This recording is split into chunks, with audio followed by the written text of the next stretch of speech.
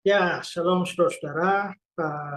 Sebagaimana saudara semua ketahui bahwa beberapa hari yang lalu kan ada perdebatan antara saya dengan Ustadz Kainama atau yang dikenal sebagai atau sering disebut Bangke. Nah, dan di dalam perdebatan itu terlihat bahwa Ustadz Kainama ini ya mau bagaimana lagi dibilang begitu ngawur ya, tidak ada apa-apa yang dapat dia andalkan sebagai argumentasi dia. Ya, tapi syukurnya adalah bahwa walaupun perdebatan dengan Kainama itu uh, jauh dari harapan dan begitu cepat selesai, tapi ada acara tanya jawab di mana saya beroleh kesempatan untuk menjawab pertanyaan para penanya Muslim sekaligus beritakan Injil kepada mereka, dan secara khusus itu saya beritakan Injil kepada Kainama. Dan itu sebenarnya tujuan saya. Dalam banyak perdebatan, saya seringkali memanfaatkan perdebatan itu beritakan Injil, dan khusus Kainama kemarin, karena dia seorang mualaf, jadi saya memberikan tawaran kepada dia, supaya dia kembalilah untuk percaya kepada Yesus sebagai Juru Selamat dan Tuhan kalau dia mau diselamatkan. Nah, rupanya tawaran saya semacam itu tuh menjengkelkan mungkin banyak orang ya, banyak orang Islam ya. Uh, ada seorang ibu, termasuk seorang ibu namanya apa ya, Bu Eti mungkin ya. Dan Ibu Eti ini akhirnya dia WA saya untuk menyampaikan kejengkelannya sepertinya begitu ya. Dan ya saya mau bahas, saya mau ajak saudara lihat WA dia sampai saya berikan komentar ringan-ringan aja ya. Nah, ini WA dia ini ya. Oke, dia mulai dengan Bapak Esra Soro yang kami hormati. Jadi kelihatannya dia menghargai saya. Ya, dia menghormati saya. Oke, dari lubuk hati yang dalam kami segenap kaum muslim di Indonesia. Wow, kami segenap kaum muslim di Indonesia. Dia WA saya, mewakili kaum muslim di Indonesia. Apa kapasitas dia? Ya, sehingga bisa mewakili kaum muslim di Indonesia. Ya, menghimbau kepada Anda, jangan Anda memaksa seorang untuk pindah dan murtad ke agama Anda. Menghimbau ya kepada Anda, jangan Anda memaksa seorang pindah. Kapan saya memaksa? Yang saya lakukan adalah saya beritakan Injil tentang Yesus yang mati dan bangkit, lalu memberikan tantangan atau pilihan kepada mereka, termasuk kepada Kainama dan juga mualaf-mualaf yang lain. Ya, bahkan saya secara eksplisit mengatakan ini bukan paksaan, Injil bukan paksaan, ini tawaran. Mau terima ya silakan, tidak juga ya tidak apa-apa, nggak ada yang rugi selain diri mereka sendiri. Jadi ini sama sekali nggak ada pemaksaan, Ibu. Ya, dan murtad ke agama Anda. Ya, menurut Anda kalau dia balik Kristen murtad, tapi bagi kami itu bertobat. Nah, kalau ada Kristen yang jadi mualaf, yang menurut kami dari sudut pandang kami ya dia murtad itu. Ya, jadi Kainama itu dari sudut pandang kami sudah murtad, makanya sekarang mau dikembalikan dari kemurtadannya. Hati-hati perkataan Anda ini yang telah beraninya mengajak Ustadz Kainama untuk kembali ke agama lamanya Kristen.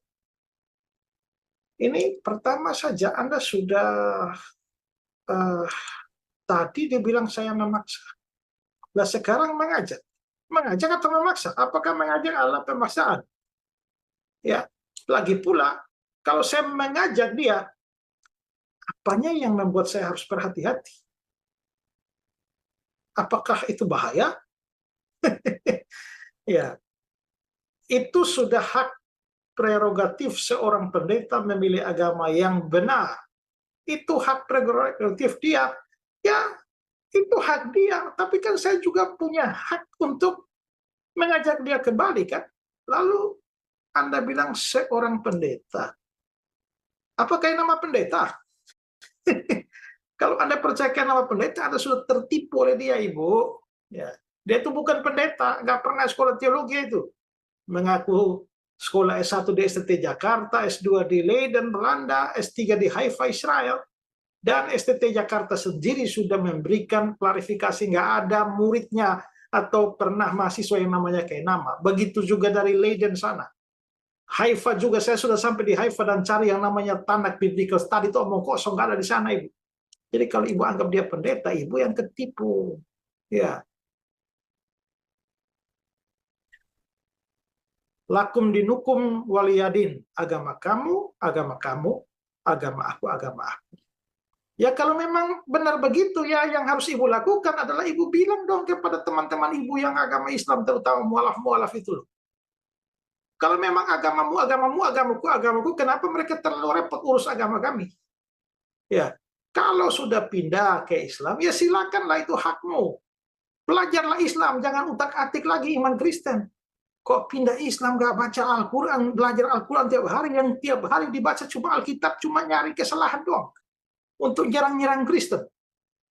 Ini kayak orang yang pacaran, sudah putus, sudah punya pacar baru ya. Tapi kok tiap hari ngomongin pacar lama itu. Kenapa? Kangen ya? Rindu ya? Nah, jadi itulah kerjanya mereka kan tiap hari hanya nyerang-nyerang Kristen pakai Alkitab Kristen sendiri. Ibu peringatkan mereka loh. Ya, bilang mereka, lakum dinukum waliyadin, agamamu, agamaku, agamaku, agamaku. Ya, jangan dicampuri, jangan nasihati saya, Ibu. WA mereka itu. Ya, WA si Kainama, WA itu siapa Donditaan dan Umar dan lain-lain itu. Ya, sempat sekali lagi ucapan Anda mempengaruhi umat Muslim di Indonesia ini. Wow, apakah ucapan saya bisa mempengaruhi umat Muslim di Indonesia? Umat Muslim mana yang saya pengaruhi, Bu? Ya, se-Indonesia, kalau itu terjadi luar biasa, pengaruh saya luar biasa itu ya, bisa mempengaruhi umat Islam di Indonesia. Ibu ini ada-ada saja. Untuk memeluk agama Anda, kami di daerah tidak segan-segan mencari Anda. Wow, cari saya untuk apa, Ibu? Cari saya untuk apa? Mau ajak ngopi kah? Atau ngajak debat kah? Atau mau bunuh saya kah? Atau bagaimana? Wah, ini kayak bernada-nada ancaman ini ya. Ibu, saya bisa tampilkan nomor Ibu di sini ya, dengan foto Ibu sekalian ya. Tapi saya simpan WA Ibu ini ya. Kalau ada apa-apa dengan saya, ini bisa saya pakai nih ya. Karena sudah ada indikasi awal ini mau mencari saya ini. Ibu. Kalau Anda ingin diakui pengikut Yesus atau Nabi Isa Al-Masih, lebih baik Anda bersyahadat Islam. Wah, Anda itu kalau mau menawar saya, Anda harus punya sesuatu yang lebih baik dari kekristenan. Kekristenan itu punya keyakinan, keselamatan, punya juru selamat, punya penebus orang berdosa seperti saya. Nah, kalau Anda mau menawarkan agama Anda pada saya, pastikanlah bahwa agama Anda lebih baik dari saya. Apakah agama Anda bisa memberikan kepastian keselamatan kepada saya? Haruskah saya membuang kepastian yang ada pada saya di dalam kekristenan ini, lalu menggantinya dengan mudah-mudahan kemungkinan besar? Semoga, insya Allah. Ibu, kalau Ibu saja belum pasti dengan keselamatan Ibu, jangan tawarkan sesuatu yang tidak pasti kepada saya. Saya menawarkan wajar karena saya punya kepastiannya. Ya, carilah agama yang paling benar. Lah, Ibu kira agama Ibu paling benar? Karena seluruh kitab para nabi mulai dari Taurat, Zabur, Injil diturunkan kepada Nabi Isa Al-Masih, menerangkan akan datang nabi di akhir zaman yang bernama Muhammad SAW. Wow. Nah, Ibu tahu dari mana? Ya, tidak ada di dalam Taurat, Mazmur, Injil itu tentang Nabi Muhammad. Kalian saja yang suka-suka mencari-cari, nggak tahu kenapa. Ya, suka membaca Alkitab kami lalu memaksa-maksakan Nabi kalian masuk dalam Alkitab kami loh. Ayat-ayat Alkitab kami diperkosa dan dipaksa untuk menyisipkan Nabimu masuk ke dalam Alkitab kami. Kalian nggak malu kah? Ya. Bahkan ada lagi yang begitu tololnya menggunakan Kidung Agung 5 ayat 16. Hanya karena di sana ada kata Mahmadim, ditarik, diulur, diurai sedemikian sampai Mahmadim menjadi Muhammad, lalu Ahmad, lalu Muhammad, lalu berkesimpulan bahwa Nabi kalian ada di dalam kitab Kidung Agung 5 ayat 16. Saya pikir-pikir lucu ya. Sekian lama kalian suka mengolok-olok kitab Kidung Agung sebagai kitab porno. Kok sekarang nggak malu? Mencari nabi kalian di dalam kitab porno itu. Ya, ada banyak baingau yang model kayak begitu, yang mualaf-mualaf tidak jelas, otak sepotong itu. Belajar Alkitab tidak benar, sampai jadi mualaf, lalu mulai memaksa-maksa nabi kalian masuk ke dalam Alkitab kami. Itu kayak si siapa itu juga itu. Siapa itu yang kemarin bertanya itu waktu acara debat terakhir yang bilang Maria Magdalena ibu Yesus tuh bilang bahwa Anisa ada di dalam Injil Yohanes. Surat Anisa itu tentang Yesus tidak mati itu loh. Ada di dalam Injil Yohanes. Lucu amat itu loh. Kok suka sekali mencari pembenaran agama kalian di dalam kitab suci kami? Ya. Jadi omong kosong, ada nabi di dalam Alkitab kami. Ya. Beliaulah nabi yang menyempurnakan kitab-kitab terdahulu. Dan Nabi Isa Al-Masih kelak di kiamat akan diturunkan Allah untuk melanjutkan syariat Nabi Muhammad. Bersetan dengan omongan teori omong kosong Anda ini. Membunuh Dajjal, Yajuj, Majus, dan orang kafir. Dan beliau akan diturunkan pangkatnya sebagai manusia biasa. Turunkan pangkatnya sebagai manusia biasa. Memang pangkatnya sebelumnya apa? Ya, bukan sebagai Tuhan di Kristen. Lah kalau dia bukan Tuhan, ya nggak perlu diturunkan pangkatnya. Ya, kalau bisa diturunkan artinya yang tadi bukan manusia biasa. Ibu ini ngomong nggak pakai otak ini. Ya, dan nabi di kalangan umat muslim, karena fase kenabian Isa Al-Masih dan fase ketuhanannya sudah habis, masa akhirnya di akhir zaman. Wah, ketuhanan pakai fase. Ibu ini bikin lucu aja ya. Fase ketuhanan loh. Ya, Tuhan pakai periode ya Ibu ya. Apabila di dalam suatu Alkitab agama yang lain tidak ada menerangkan tanda-tanda Nabi Muhammad yang akan datang, maka kitab Anda, kitab agama itu karangan manusia, bukan wahyu mujizat dari Allah. Astaga, Ibu percaya diri banget loh ya. Memang nggak ada kok. Ya. Dan kalau memang Alkitab saya bukan firman Allahmu ya, nggak apa-apa loh. Ya, Alkitab itu firman Allah kami, bukan Allahmu. Ya. Dan orang yang tidak beriman selain kepada Nabi Muhammad berarti dia telah menjadi sesat dan nyata. Ya, itu kan omongan mudah. Ya, atau dalam Alkitab ciri-ciri domba yang tersesat. Paham itu Esra Soro? Ya, saya nggak paham otaknya Ibu, jalannya pikiran Ibu kok ya. Di Alkitab Matius pasal 25 itu bagi dua. Orang yang percaya Yesus itu disebut domba, orang tidak percaya Yesus itu disebut kambing. Ya. Jadi kami yang percaya Yesus itu adalah domba. Ya, kalau kalian yang tidak percaya Yesus kambing dulu. Hai pendeta, Anda berkuar-kuar kepada guru kami Ustadz Yahya Waluni dan Ustadz Kainama. Astagfirullah. Si Yahya Waluni dan Kainama kamu anggap guru. Sebodoh itu guru. Lah kalau gurunya aja bodoh kayak begitu, bagaimana dengan kalian muridnya? Pantas saja Ibu. Makanya Ibu ngomong dari atas tuh nggak jelas semua itu. Karena gurunya saja fatal, gurunya saja parah itu. Ya, mendingan Anda syahadat. Ibu, saya kan sudah bilang di atas toh ya. Ya, kalau Anda tidak punya sesuatu yang begitu spesial untuk ditawarkan kepada saya, ya ngapain saya ikut? Dan aneh ya, bahwa sekarang Anda tawarkan saya mendingan Anda syahadat. Nah, kalau saya menawarkan kekristenan kepada Kainama, Anda marah. Dan merasa bahwa, wah itu marah-marah mau cari saya lagi. Ya, merasa bahwa saya melakukan sesuatu yang salah. Tapi waktu Anda menawarkan saya, mendingan Anda syahadat. Kok Anda nggak merasa salah? Kalau memang agamamu, agamaku, dan aku tidak boleh menawarkan kekristenan atau Yesus Kristus kepada Kainama, lalu mengapa Anda menawarkan saya untuk syahadat?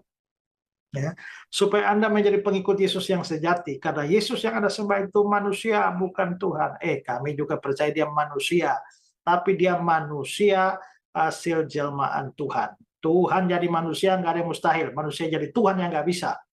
Ya. Jadi kalau kamu bilang Yesus manusia, kami juga percaya. Karena dia Tuhan, dia mengambil rupa manusia, hakikat manusia. Ya. dia adalah seorang nabi dan rasul. Kami juga percaya dia seorang nabi dan rasul waktu dia jadi datang ke dalam dunia. Ini dia nabi dan rasul karena dia memberitakan firman. Tapi dia bukan hanya nabi dan bukan hanya rasul, lebih daripada itu Tuhan Allah sendiri, Yahweh sendiri. Ya, dia juga sholat bersujud. Ya, itu tradisi Yahudi kan, kalian yang ikut Yahudi kan. Kan Yahudi lebih dulu dari kalian. Cara ibadahnya bukan bernyanyi di gereja, ibadahnya. Kamu nggak baca Alkitab ya? Yesus sendiri pernah nyanyi kok. Dan kalau karena di Baitul Maqdis dan Bethlehem tempat sholat bukan gereja.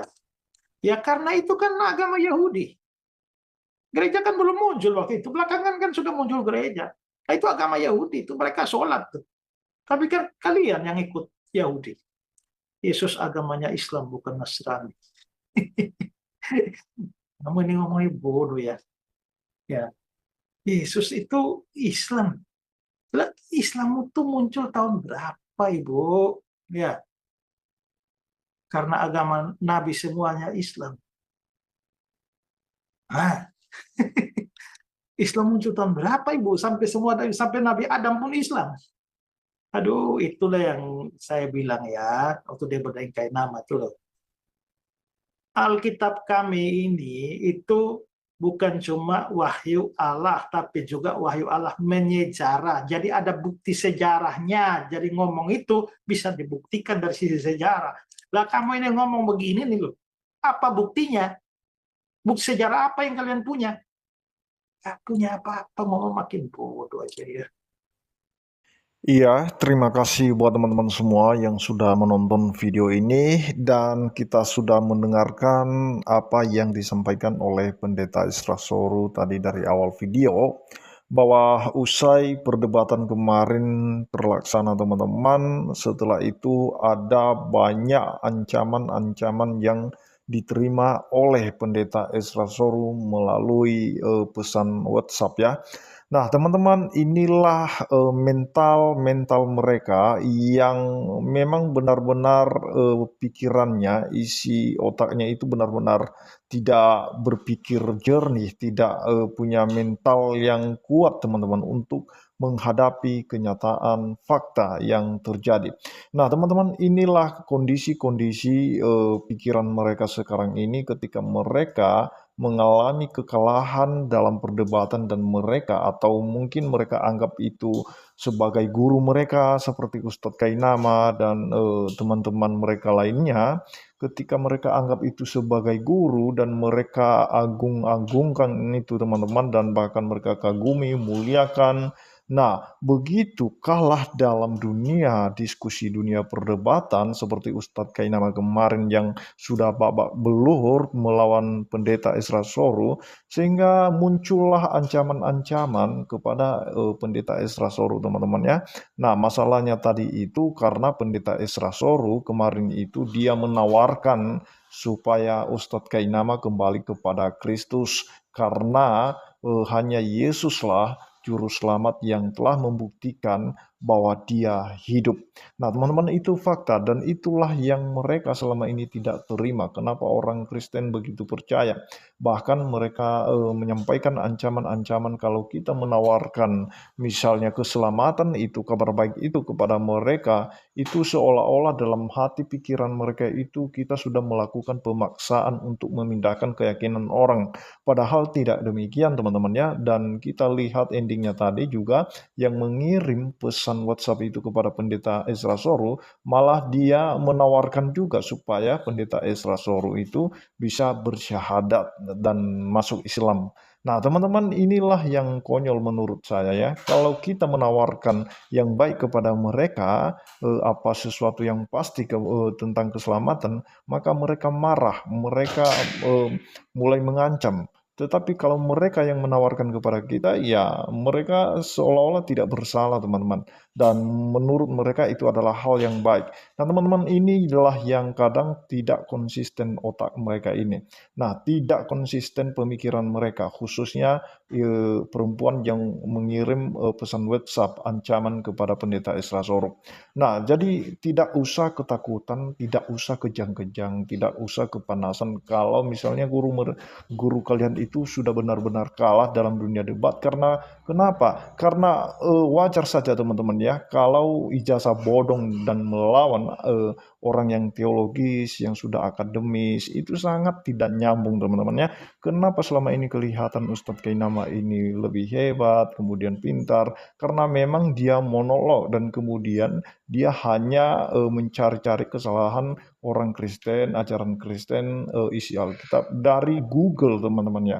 Nah, jadi itu sebabnya tidak punya ilmu sampai terjun ke dunia perdebatan pun tidak bisa membuktikan ketika orang membuktikan fakta di mana Yesus mengatakan bahwa dia tidak mati. Nah, justru secara eksplisit dalam Alkitab mengatakan bahwa Yesus itu sudah benar-benar mati dan bangkit pada hari yang ketiga. Dan itu disaksikan oleh para murid, bahkan banyak orang yang menyaksikan kenaikannya ke surga, teman-teman. Nah, inilah yang perlu kita edukasi orang-orang yang kaum awam, yang mungkin belum paham, belum mengerti apa itu tentang isi firman Tuhan. Mari selidiki, belajar, baik itu saudara-saudara kita yang belum percaya Kristus maupun yang sudah percaya kepada Kristus. Mari perkuat imanmu. Jangan seperti Ustadz Kainama ketika dia ada di Kristen, dia tidak menyelidiki kebenaran itu, dia tidak mendalami kebenaran Alkitab, sehingga ketika dia keluar ya istilahnya ilmunya, pengetahuannya dangkal jadinya, dan kemudian memang tidak kuat dalam kekristenan ketika orang tidak pernah belajar firman Tuhan. Nah, anehnya setelah keluar barulah dia belajar, dan dia pun belajarnya bukan mencari kebenaran tetapi mencari-cari kesalahan dalam kitab suci, baru dia menghujat isi kitab suci, teman-teman. Itu saja yang perlu saya sampaikan. Kiranya Tuhan Yesus memberkati kita semua. Shalom.